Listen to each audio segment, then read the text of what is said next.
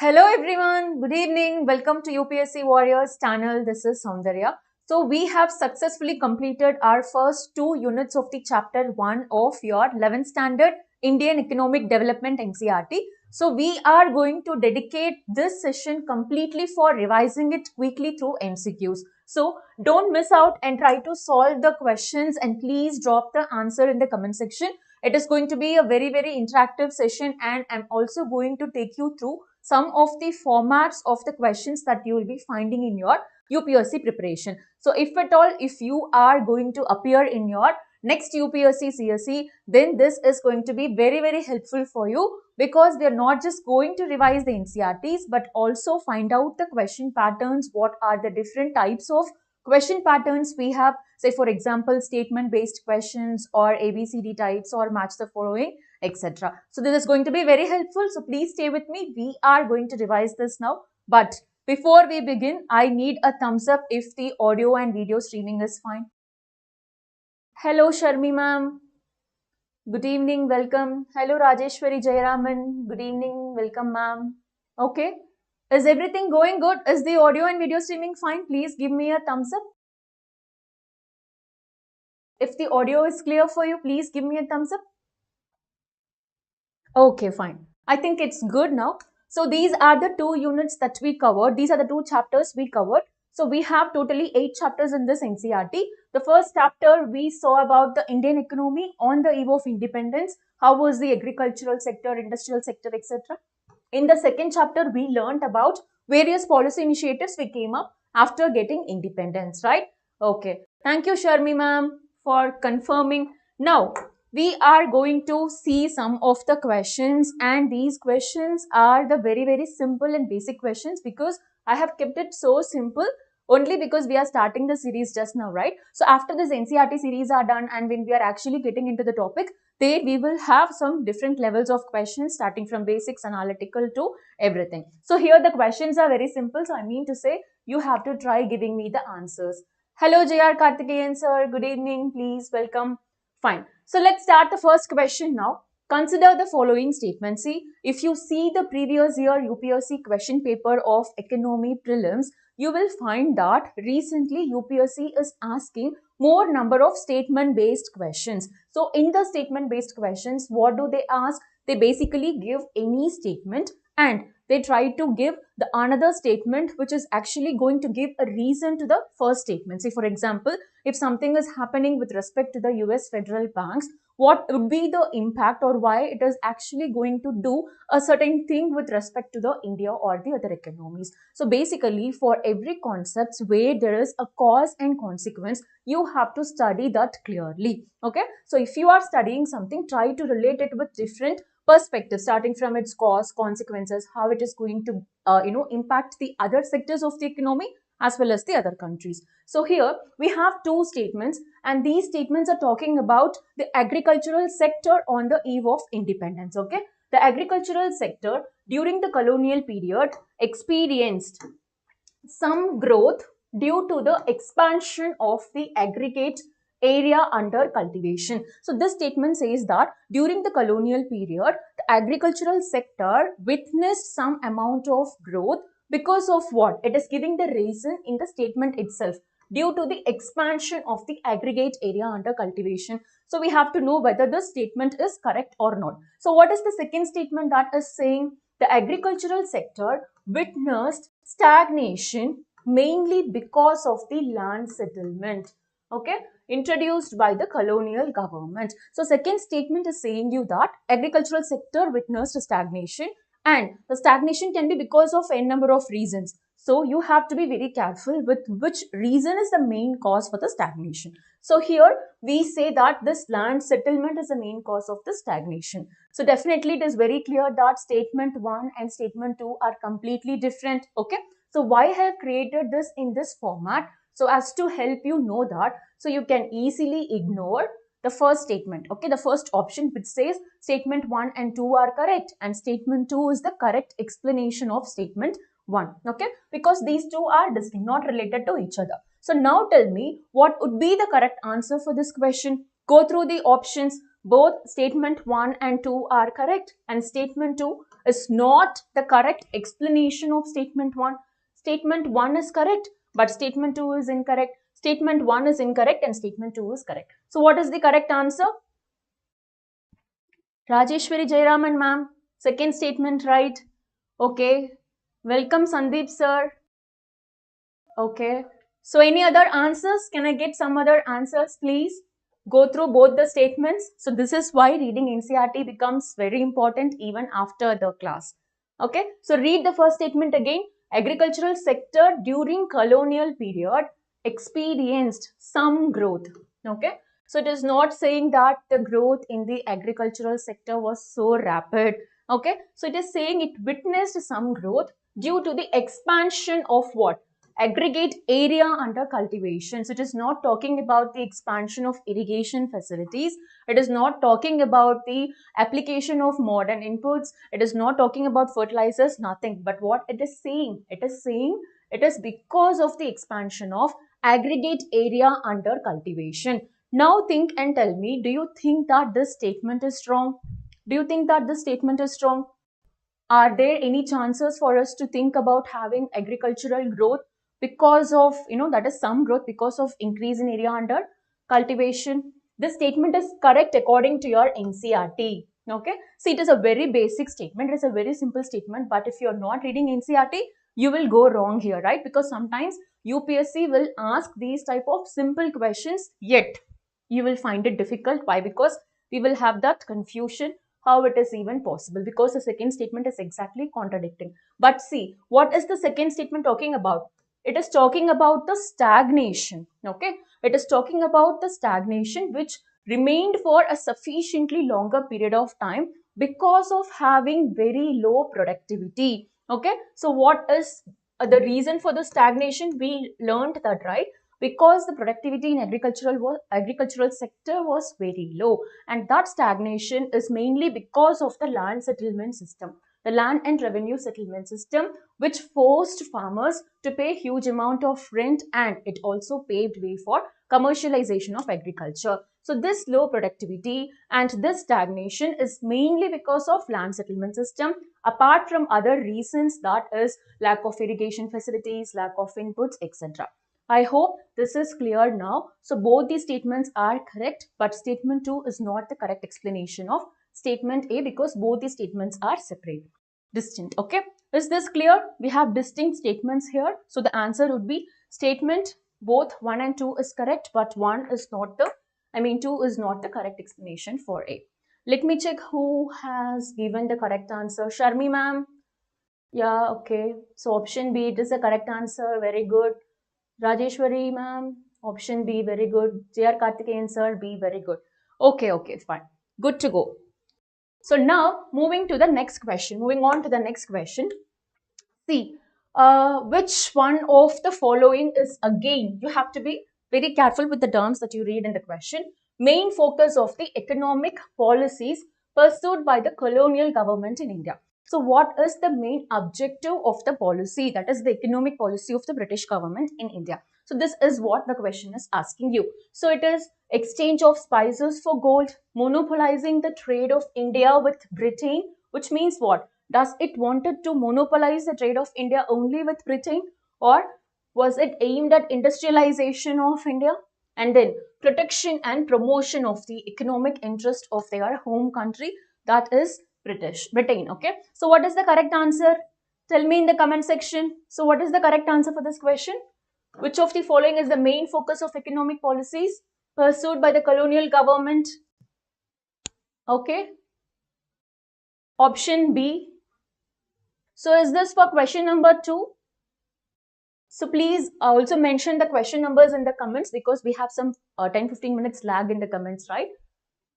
Okay, very good Sharmi ma'am, very good Karthikeyan sir. Okay, the answer is option D, protection and promotion of the economic interest of their home countries. So we learned the economic policies of Britain under 3 phases, right? I hope you remember. We studied about their economic phase where they gave more importance to, trading, that is called as economic capitalism, for the first 200 years, starting from 1600 to 1800. And then we learned about their industrial capitalism phase starting from 1800 to 1840. And then we learnt about their financial capitalism starting from 1840 to 1947. So in the first phase, they gave more importance to trade. Okay, but then what happened was that with the gaining of political and the revenue collection powers, they slowly started to loot wealth from India, started to purchase Indian goods with Indian money, and they stopped bringing in gold, silver, etc. So all those happened in the first phase. In the second phase, we literally witnessed how they made India to suffer in terms of both agriculture as well as industries. They actually came up with land revenue settlement systems and all those things. And in the third phase, we saw how the deindustrialization in India happened because of industrialization in Britain, right? Okay, so I hope you remember all these things. And the primary objective of their economic policies revolved around protection and promotion of the economic interest of their home countries. This is something that can be seen in all the three phases, and especially in the second and the third phase. So what did they do in the second phase? During the industrial phase, they manipulated the customs duties. Yes or no? Okay. So they manipulated the customs duty in such a way that they allowed duty-free entry of Britain goods into India, but at the same time, Indian goods were imposed heavy taxes so that it is not getting preferred in Britain. So what happened with Indian goods? Indian goods did not have demand in the British market, as well as it was made costly compared to the British goods in the Indian country itself. So this paved way for all the British goods to enter India and get India as their huge market. Is this question clear for all of you? Shall we move on to the next question? Okay. I can see good responses. Yes, JR Karthikeyan, both are right, ma'am. Okay, fine. Sharmi ma'am, I'm sorry I'm not getting you. It's okay, fine. We will move on to the next question. Can you please brief it? Kind of tipping. Fine. So now, which one of the following economist estimations of national income during the colonial period were considered very significant? See, first of all, let me ask you this question. Do you think that the British government or the East India Company did take any kind of steps so as to, estimate the national income for the country? No, they were least bothered about that, right? So they did not bother to estimate the national income, how the country is performing or how the growth is happening whatsoever. So it is only, some of the economists who took interest in estimating the national income of the country at that period of time. Okay, so it is V.K. R.V. Rao, Finlaysh Ras, Dadabhai Naoroji, R.C. Desai. So amongst all these people whose estimation of national income were found to be quite significant. Okay, so this is a very factual question. If you have read the NCERT, then definitely you will be able to answer this question. Can I get the answer for this question? Sharmi ma'am says it is 3D. Very good, Sharmi ma'am.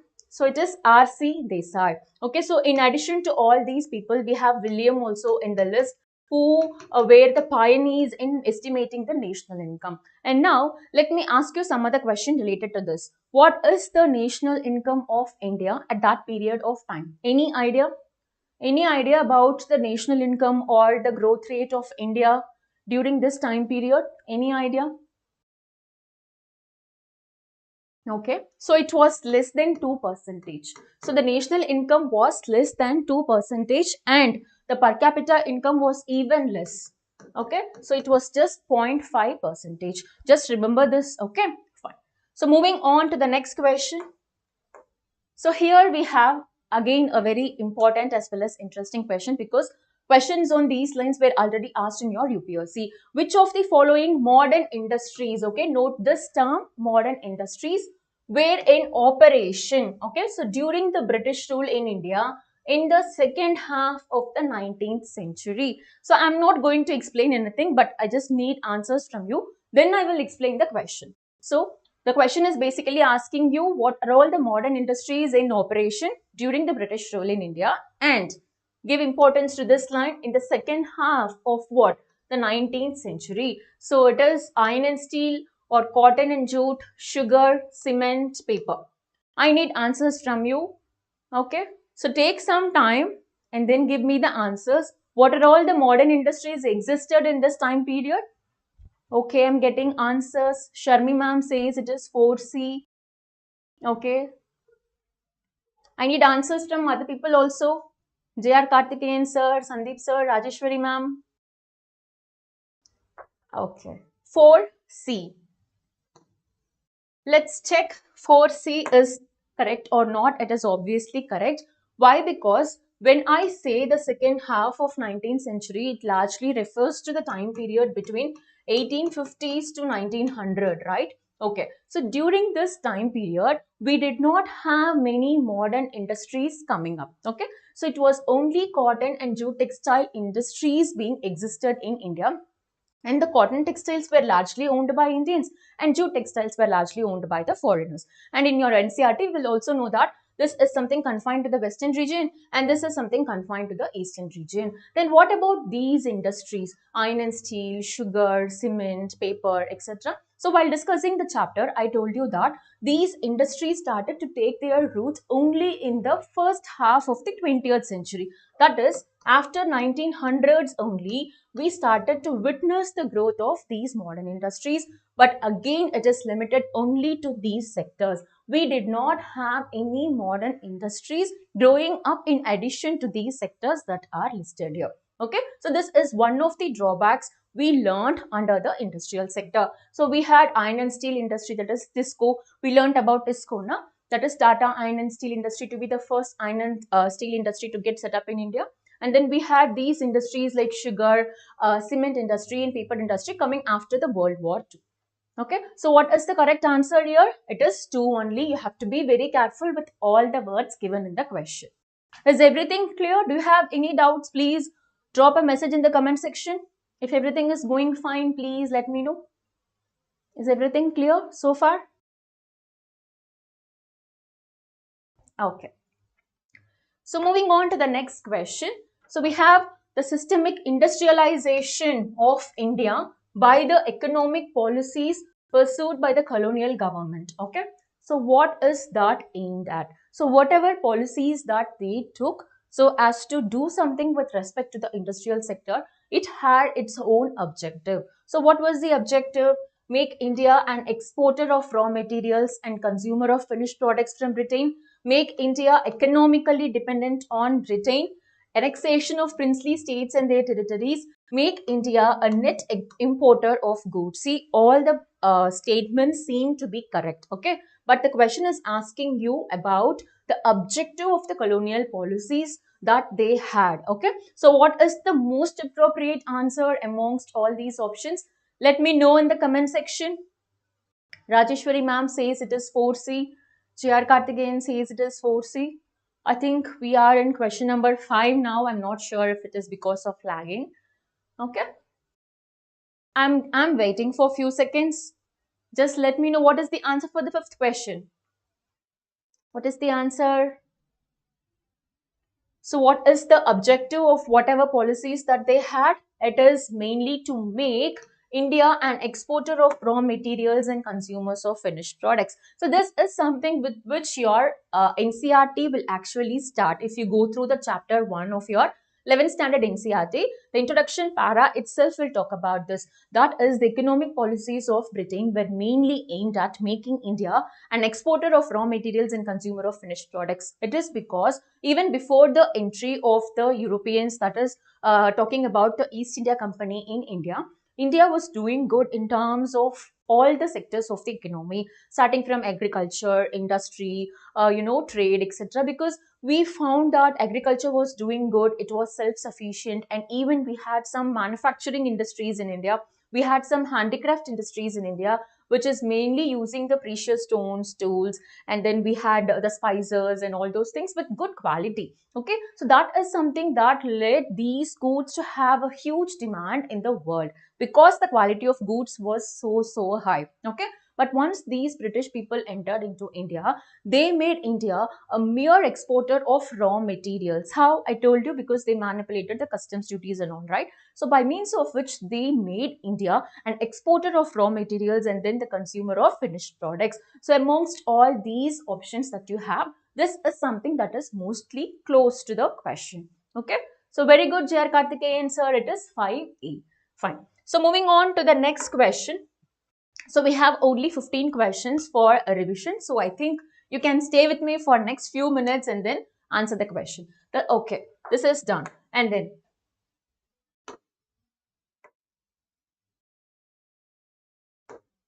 which of the following are the reasons for the decline of traditional handicraft industries during the British rule in India? In UPSC mains, we already had this question being asked, like industrialization in Britain led to deindustrialization in India. So while discussing the NCERT chapter, I was telling you about what is mean by deindustrialization and how it happened and how it is related to industrialization in Britain, right? So this question is asked on the similar lines. So it is basically asking you, what are all the reasons for the decline of traditional handicraft industries? Okay, so during the British rule in India. Before going to the statements, let me tell you how it is related to deindustrialization. So this term, deindustrialization, okay. So this term, if you have not attended the class, please make a note of it. This term deindustrialization is something that refers to decline in handicraft or, okay, so it is decline in handicraft or the traditional industries without having any modern industries getting developed. Okay, so what it is saying you that reindustrialization is something that refers to decline in handicraft industries or the traditional industries without having any modern industries coming up. Okay, fine. So now this question is asking you, what are the reasons for the decline in traditional industries? Let's look at the option now. So first option says annexation of princely states by the Britain, and second thing says import of cheap manufacturing goods from Britain. Okay, and then third statement says development of modern industries in India, and fourth, manipulation of customs duty. Okay, so all these things happened in India, but what is the correct reason for having decline in traditional industries? So what is the correct reason? Okay, so first statement says annexation of princely states by the British. Yeah, when the princely states got annexed, what happened to this handicraft industries is that, any idea? Any idea? Can you please tell me quickly in the comment section, because I explained this while teaching. So what happened to the handicraft industries once the princely states got annexed? When the princely states got annexed, all the handicraft industries that was, located near the princely states, for example, the palaces or whatsoever, and involved in making ornaments for the royal families, involved in making weapons for the kingdoms, got, declined. Why? It is because since the princely states got annexed, the demand for such products also got declined. So there is no decline for these kind of goods the people wear on the palaces or even the weapons used by the soldiers in the kingdoms. So this led to, decline of handicraft industries in the country. Okay, so this statement seems to be correct. Okay, so because of that reason, what people did was, those who were working in the towns doing these kind of activities actually went back to their villages and started to do agriculture. This is the reason for having land fragmentation in agriculture at that period of time. Okay, so and then talking about the second point, that is import of cheap manufactured goods from Britain. So this is something that is not the reason for what? Declining of traditional handicraft industries. So this is something that happened because of their manipulations of customs duties. So we have to be very careful with the options. Okay, fine. And then I think some ghost is commenting option B. I don't know how that B came on the screen. It's fine. So then development of modern industries in India, that did not happen. And then manipulations of customs duty, of course, it is the reason for this thing, but not for this thing. Okay. So what is the correct answer now? Tell me in the comment section. What is the correct answer for this question? Very good. Rajeshwari Jayaraman ma'am says it is 7D. It's very good. Okay. Fine. Now, moving on to the next question. I think so far everything is clear. So if you have any doubts, please drop a message in the comment section. I'll take your doubts also. Okay, so it is basically a revision session. Yeah, Karthikeyan sir, it's a ghost. So there is some ghost doing all the things here. So which of the following are the objectives of infrastructure development by the British in India? See, again one more answer, we got it. So which of the following are the objectives of infrastructure development in India? So what did they basically do with respect to the infrastructure? Any idea? What are the different infrastructure sectors developed by Britain during colonial period? What are the different infrastructure sectors? Okay, so we had the roads, development of railways, posts, telegraphs, etc., right? Okay, so then what are the objectives behind those type of infrastructure investments? Provide basic communities to the people. Do you think so? It is a very basic statement. Okay, the answer is no. Mobilization of army, something we can think. Commercialization of agriculture, facilitate long distance travel. So how many of these statements given above are correct? Because recently UPSC is asking, yeah, railway, very good Karthikeyan sir. UPSC is asking these type of options, right? Instead of asking you to find out which of these statements are correct, it is asking you to find out how many statements are correct. Earlier we had this elimination option. Now they eliminated that elimination option also. Anyhow, you have to be very clear with all the statements. So that is one of the format of questions you get in the UPSC. So what is the correct answer for this? Only two. So tell me, what are all the statements that are true? So what are the objectives? Definitely one is not true. Okay, mobilization of army, of course, yes, they wanted to mobilize army. And commercialization of agriculture, see, that was not the reason or the objective for developing the infrastructure, but it is the effect or the consequences of their economic policies. So because of the land revenue settlement, land settlement system, they imposed huge taxes on the agricultural products, right? So that is something that led to commercialization. So that is not the main objective of their economic policies, right? So this is again not true. And facilitate long distance travel, of course, yes, because sometimes they wanted to mobilize army, sometimes they wanted to facilitate their transportation, like they themselves moving from one place to another, and sometimes it is also used for mobilizing goods also. So I think this statement is correct and this statement is correct. So the correct answer is only two. Is everything clear so far? I think is everything fine, going good. 8B. Very good, Rajeshwari Jayaraman ma'am. Fine. I'm so happy that you're all giving nice answers. It means you are revising NCERT. Very good. Fine. Okay. So shall we move on to the next question? Yes. Which of the following years is considered as the year of first stage of demographic transition? So what is mean by this demographic transition term? So this term is something that is referring to changes in the demographic variables of the country. So when we talk about variables, I mean birth rate, death rate, etc.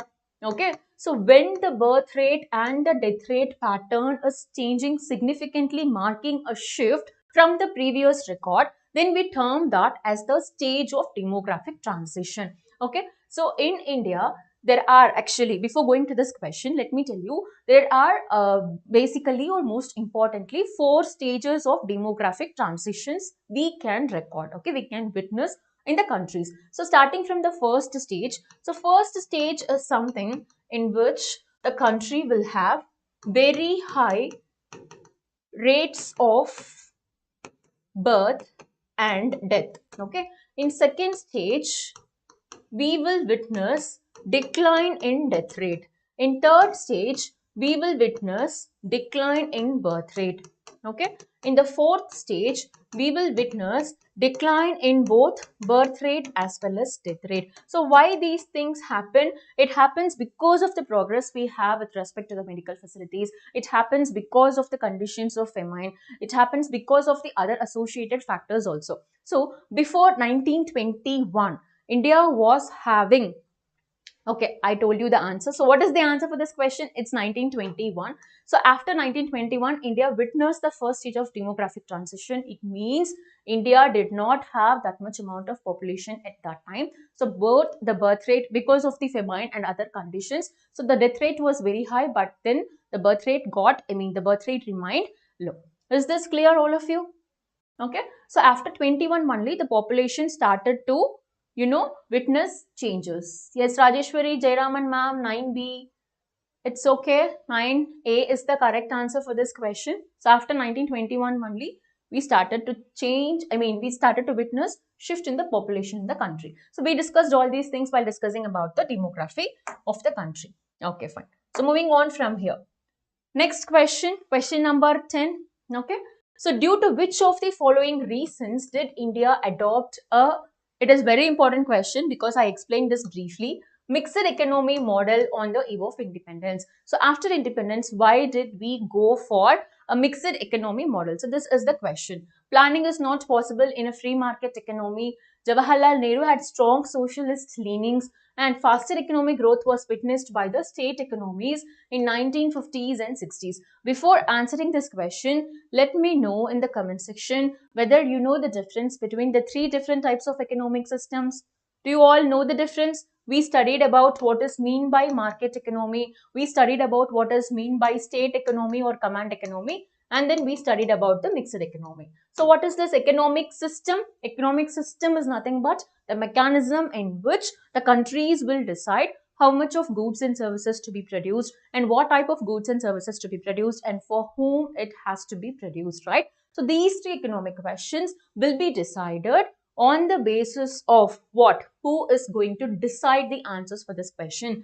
In the market economy, it is going to be the market forces, that is demand supply, and the capitalists or the producers who will decide what type of goods that has to be produced in the country. So what type of goods the people can afford, they will produce that. They will simply ignore the basic needs of the people. So that is the feature of what? Market economic system. So what is happening in the socialist economy or the command economy? Here, the government is making the decision that the goods and services has to be produced like this, and this is the amount of goods and services has to be produced, and for these people we have to produce. So there is no role for the private players. There is no private property at all. So all the economic decisions will be taken by whom? Of course, the government. Can you give some examples for the command economy we learned that day? So what are all the examples of command economy? So in this, there is no scope for the private players. The government is going to control the economy so as to take care of the basic needs of the people. Okay. So what is this mixed economy model? It is taking the best versions or the features of the other two economic systems, whereby the government is going to decide what type of basic needs, basic goods and services it has to be produced, and the privates will also produce the goods which people can afford. So it is not like there is no private property in mixed economy, because we are a democratic country, right? So we have this protection of private properties in the rights of the constitution, so we cannot simply take away that.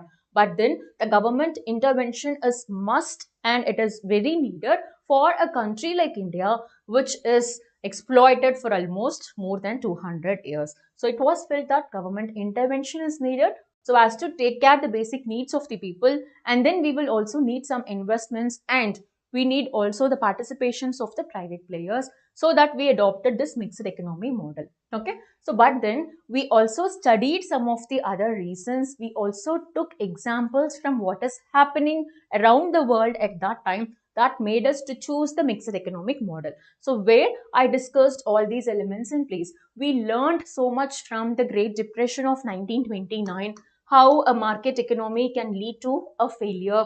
We learned from the World War, post-World War reconstruction programs, that state intervention is very much needed.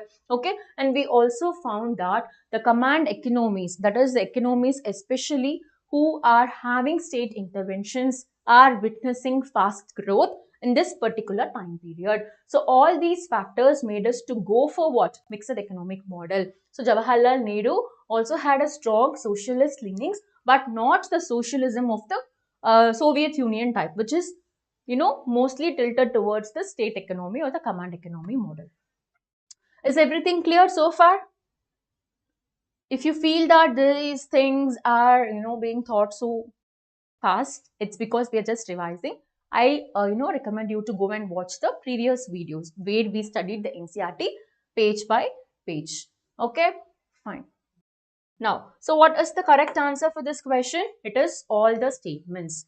So these are all the reasons for choosing mixed economy. Again, why planning is not possible in a free market economy? Because planning is something which is going to deal with what? Optimum utilization of resources, right? So when you are going to optimally utilize resources so as to achieve a set of objectives in a specified time period, that is going to be called as what? Planning. That is the meaning of planning, right? So what is planning? Planning means you are going to optimally utilize your resources. If you are planning to qualify UPSC, what would you do? You will optimally utilize the resources that you have. The important resource being the time, okay? The important resource being your money or whatever it is. Optimally utilize the resources so as to what? Clear the UPSC. So this will be your goal, okay? So planning should have all these elements. That is optimum utilization of resources with a clear objective and most importantly clear UPSC in 2 attempts, 3 attempts or whatsoever it is, right? So it varies. So it should also have a time frame. So when all these things are in place, then that can be called as a planned economy. So India, in addition, to choosing the mixed economic model, we also chose that India would be a planned economy. So mixed and planned is not equal to each other. Okay, so mixed is different. When I say planned economy, it is something different. So in planned economy, what we are basically trying to do is to create a plan for addressing the challenges that we have in the country and take development further, right? So when all these elements have to be there, then obviously there should be the intervention of states, right?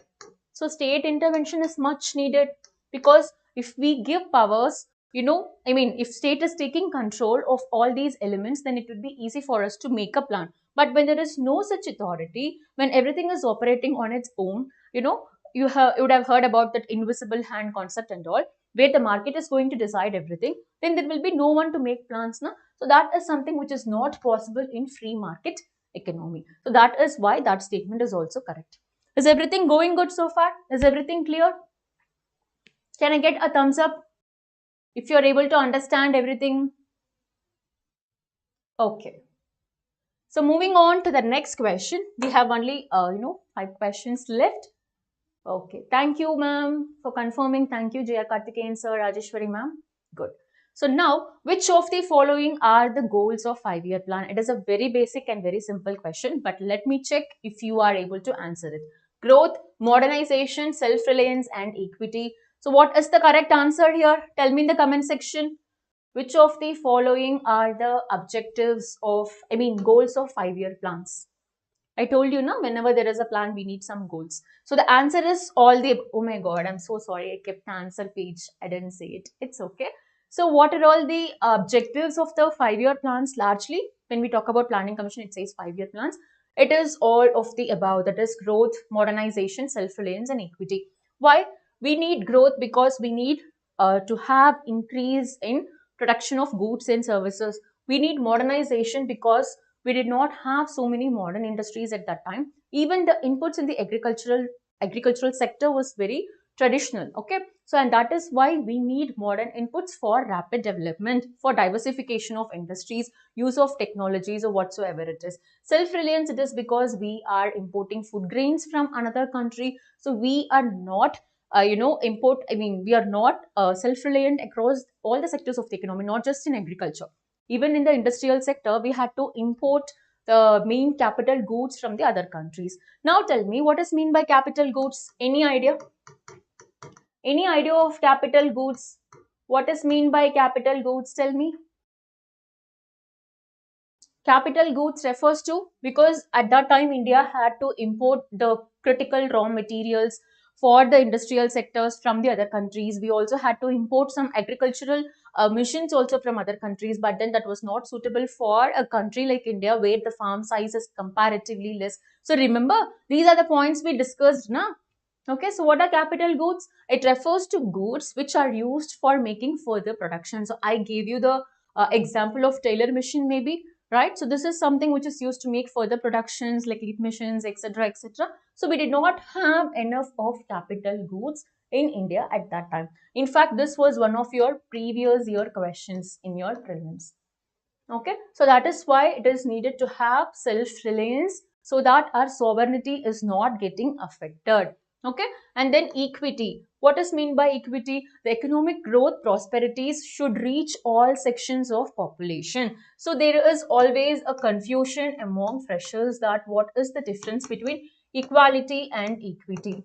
Okay, so equality and equity are the two terms that is, talking about taking care of the needs of the people. So when we say equality, give everyone equally. That is, if there are two people, okay, so give two people the same quantity. Say for example, if you are giving food to both of them, give same amount of food, okay, be it 18 years old person, be it 3 years old person. So when we talk about equality, it means giving things equally. But food is something which we cannot give them equally. It is going to be wasted, right? But we can give rights, we can give equal rights to them, we can give equal protection to them. Okay, so here equity, I mean here equality in terms of protection and rights will do good. But just imagine if I, ask you to give equal amount of food to both the people, that is going to be wasted, right? So what we have to do is that we have to take care of the people at the individual level depending upon their existing conditions. That is, giving importance to these people based on what they actually need. Okay, so if this is a 18-year person, then he needs probably full meal. If this is a 3-year child, probably we have to provide half, I mean whatever it is accordingly. So here we are trying to protect the people and take care that all their needs are met. Okay, so this is the difference between equality and equity, giving what they actually need. So in this condition only we will have that reservation criteria and all those things. Fine. So these are all the 4 objectives or the major objectives of the Planning Commission or planning in India. So I hope everything is clear now. So if you have any doubts, please drop a message in the comment section. Okay, fine. Moving on to the next question. Due to which of the following reasons did India give so much importance to the public sector enterprises during the post-independence period? So we learned that during 1950 to 1990, okay, so in this NCERT lecture, I told you that the state took excessive control of the industries. The state played a huge role in dominating the industrial sector as well as taking control of the industrial sector in terms of, deciding who is going to produce what and what would be the prices of the products, what would be the wages, etc. Right? In that time period, we had the domination of the public sector enterprises, which means all the important sectors of the economy were handled by the public sector enterprises only. Now only we are allowing privates in the space sector, etc. Right? But back then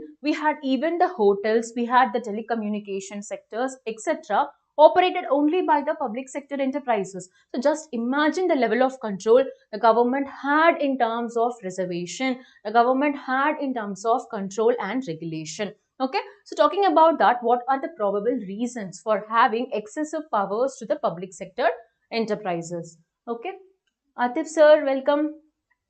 Okay, 12D. Yeah, very good. Okay, so we will discuss it now. So what is the reason? It is because of lack of capital investments in infrastructure industries. So talking about the infrastructure, that is the main power, transport and communication, we had very less amount of industries operating in those areas, right? And again, these industries need huge amount of investments. So if these industries are allowed to be operated by the private, then it is not feasible for them to put that much amount of investments in these sectors. Why? Because there is no large market. Okay, so there is no large market for these infrastructure industries existed at that period of time, so as to enable the private players to invest some amount of money and get returns. Because of having lack of market, then this is something that is not, feasible for them to play. So that is why this public sector enterprises took control of these infrastructure industries. And low purchasing power of the consumers. Of course, yes, the consumers had very less purchasing power at that time. So we cannot expect the demand to be very high. So when the demand is not going to be very high, then obviously it is not going to be profitable for the private players to, operate in these areas and get a sufficient amount of return, right? in terms of high prices of the products or whatsoever. And then employment generation. So it was also thought that when we are having large amount of public sector enterprises, comparatively, then we will be able to generate so much amount of employment, because it was felt that although the policy measures be taken in the agriculture, like for example, land reforms in Green Revolution, were able to decline the contribution of agricultural sector towards the GDP. By means, I try to say the other sectors are also given importance, but then the employment still remained. Almost 65% of the people remained in agricultural sector, right? So it was felt that these industrial sectors also need to absorb the people and generate employment. So that is why the public sector enterprises given more importance. Very good, Atif sir, your answer is correct. Rajeshwari ma'am, very good, your answer is correct. Kartikeyan sir, correct. So the answer is 1, 2 and 3. Okay, fine. Moving on to the next question. It is again a very simple question. High yielding varieties are also called as, when we discussed Green Revolution, we studied about high yielding variety seeds, right? So what is mean by high yielding variety seeds, etc., etc. So high yielding variety seeds are also called as, what is the correct answer here? Okay, genetically modified, miracle seeds, dwarf varieties, none of the above. So what is the correct answer here? Miracle seeds. Very good, Atif sir. So it is something that refers to miracle seeds. And while discussing the content, I also gave you the difference between this genetically modified seeds and high yielding variety seeds, right? So high yielding variety seeds are basically those seeds developed in such a way that which has the high potential to absorb more nitrogen when compared with the other seeds. Okay, so it can be done either by crossbreeding or it can be done by genetic modification also. So not all genetically modified are high yielding variety seeds. Very good. Very good, Rajeshwari ma'am, Kartikeyan sir. So the correct answer is miracle seeds. Okay. Then, which of the following correctly describes the term marketed surplus? So it is again a very simple question, but sometimes you will find it confusing. Na? So why something is being asked which we already know, but then let's see if we know it properly or not. So what is the correct answer for this question? So which of the following correctly describes the term marketed surplus? What is marketed surplus? The portion of agricultural produce which is sold in the market by the farmers, portion of agricultural produce which is sold outside the country, portion of agricultural produce which is procured by FCI for the public distribution system, portion of agricultural produce held in reserve as buffer. So what is marketed surplus? It is very easy, na? Marketed means what? Something is taken to the market, and surplus refers to we are taking something to the market for selling, and that is actually a surplus. It simply means that in addition to whatever we need, okay, so if we have made extra production of something, we are taking that extra portion to the market for what? Selling. So this is something which was celebrated at that period of time when the farmers were able to meet their demands and they were able to sell the excess that they produced in the market, because it was at that time India was not having self-sufficiency in agricultural production, especially with respect to the production of food grains. So India was not able to feed the population. At that time, we went for importing food grains from US, and I also told you about this PL 480, right? Where we imported food grains from US that led to so much of humiliation and all those things. So because of Green Revolution, India was able to achieve self-sufficiency in food grain productions, and in addition to producing what is needed for feeding the people, the farmers were able to produce extra, and that is called as surplus, and that surplus was sold by the farmers in the market. So that is called as what? Marketed surplus. So what is the correct answer here? Rajeshwari ma'am, A. Kartikeyan sir, A. Very good, very good. So what is the correct answer? It is option A, very simple. Portion of agricultural produce which is sold in the market by the farmers. Okay, done. So moving on to the last question for today's discussion. So it is the match the following type of questions, because we also get match the following questions sometimes in the UPSC, not sometimes, always. So see, with reference to land reforms in Indian economy, consider the following pairs. So here we have land reforms and here it is the objective. I have not given the meaning of the land reforms as such. I have given the objectives instead. Okay, so see this land ceiling. Okay, I think this slide is visible. Okay, fine. So land ceiling, equality, abolition of intermediaries, investments, tenancy reforms, security to subtenants, land consolidation, economies of scale. Okay, so read this carefully. Is land ceiling done to provide equality, abolition of intermediaries for getting investments, tenancy reforms for security to subtenants, and land consolidation for economies of scale? Okay, slide is not visible. Okay, I'm getting comments from Sai Krishna sir. Say slide is not visible. Okay, fine. So I will read out. No problem. Last question.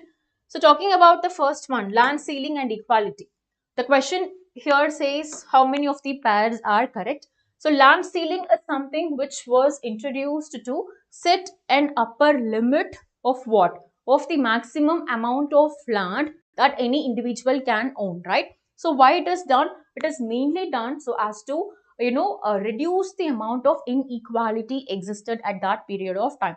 See, by abolition of intermediaries, we were able to take the land from the zamindars, right? But then there were so many loopholes in the law, so many loopholes in the administration, because of which certain amount of people were still remaining so powerful and significant, and we had large amount of small and marginal farmers. So this land ceiling was done so as to give some amount of equality with respect to the amount of land holdings in the country, and that is why this upper limit was set. But again, that did not work well. So talking about the implementation of land ceiling was not that good because of lack of political will. Okay, so the abolition of zamindaris was done quite better when compared to this land ceiling. But although the objective of giving equality is correct, okay, so this is correct. And second one, talking about abolition of intermediaries, it is investments. So why this abolition of intermediaries has to deal with investments?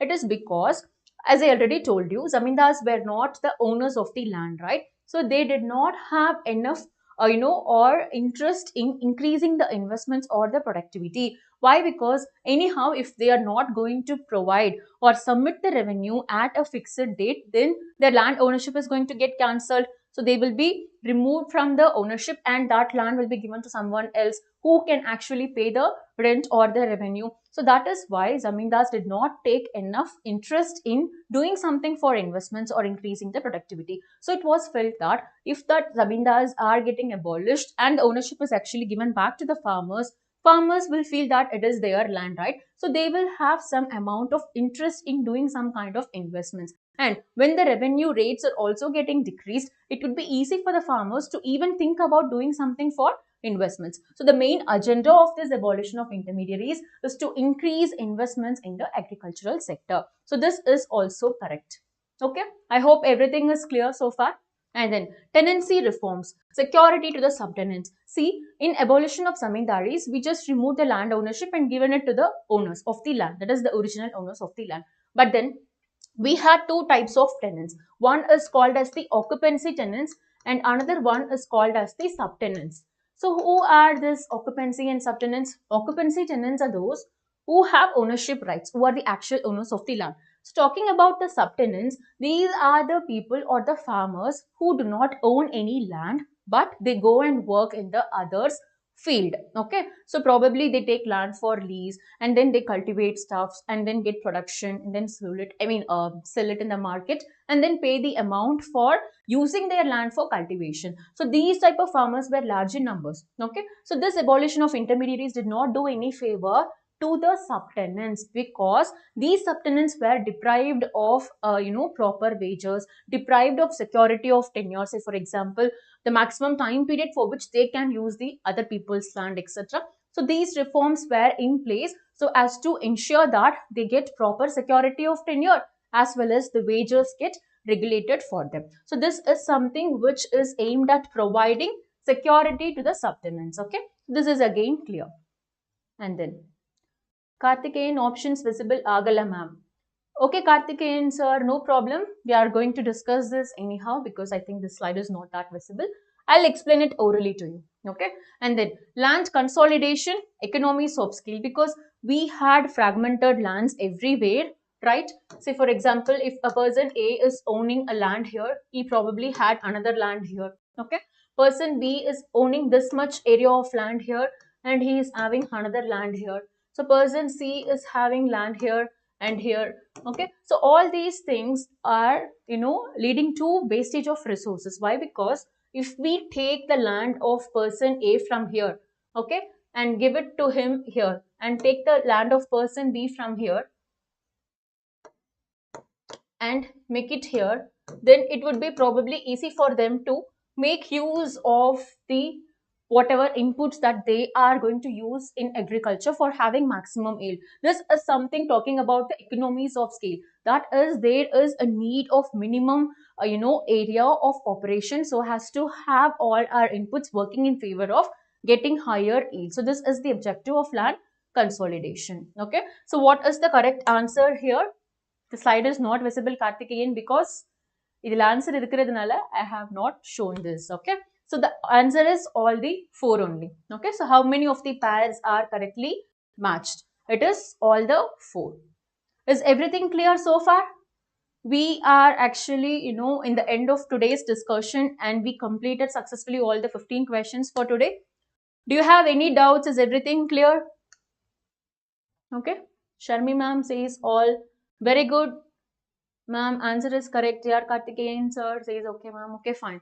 Is everything fine? Shall we end the session now? So I'm going to meet you in the next session where we will be taking up the chapter on LPG reforms. It is going to be very, very important.